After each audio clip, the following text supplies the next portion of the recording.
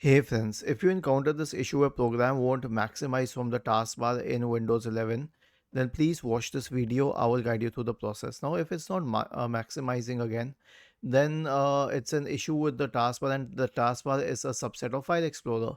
So, search for Task Manager in the Windows search bar and then go to Task Manager.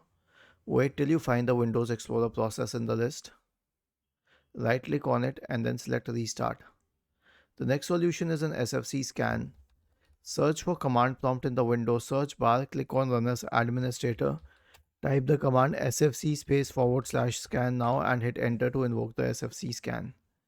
The last solution is to restart your computer. Right click on the start button, select shutdown or sign out and then restart your computer. Was this helpful? If yes, then please subscribe to the channel. If not, then let us know in the comment section of the video on how we could help you further. Thank you for watching this video and have a nice day.